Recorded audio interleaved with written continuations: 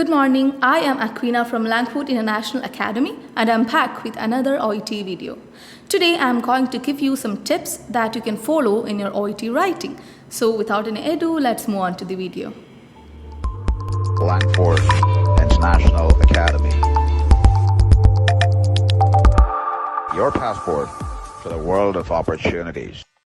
OET writing is a very confusing task in which we have to follow a specific method and we have to include a lots of grammar. However, you can follow some tips in order to make it easier. So whenever I write a letter, I usually follow 6 steps. The first step is understanding the writing task.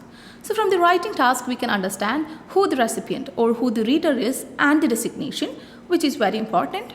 In addition, we can also understand the purpose of the letter and what type of letter it is. So after understanding the writing task, we can move on to the second step, which is understanding the case note. So when we read the case note, we can understand everything about the patient and we can also understand why we are referring this particular patient or why we are transferring this patient.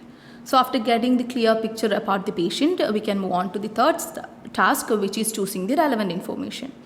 So we all know that we don't need each and every information from the case note, so we have to choose the relevant information. And for that, you can choose the relevant information based upon the recipient and the purpose of the letter. So now that we have all the relevant information with us, we are moving on to the fourth step, that is interpretation of the case note. Interpretation simply means an act of explaining something. So we know that this case note is not given in complete sentences, so it is very important for us to change it into complete sentences or to explain the correct meaning of the case note. That is the interpretation of the case note. So after interpreting the correct meaning of the case note, we are moving on to the important part, which is organization of the case note, and this is the fifth step. There are many ways to organize a case note. However, I would like to recommend a specific method. So in the introductory paragraph or the first paragraph, you can include what type of letter it is, the patient's full name, the recent relevant information on the patient and the purpose. And in the second paragraph, you can explain the recent relevant information on the patient, followed by secondary and tertiary information on the third paragraph, which is basically the histories, that is social history and medical history. And in the last paragraph, that is fourth paragraph, you can include the discharge plan.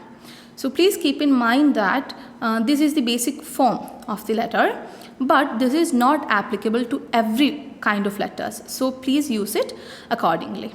Okay, so after these 5 steps, we can move on to the 6th step, that is transformation.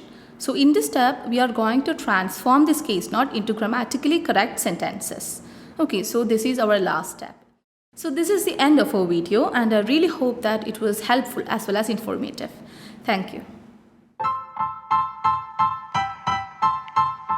Style.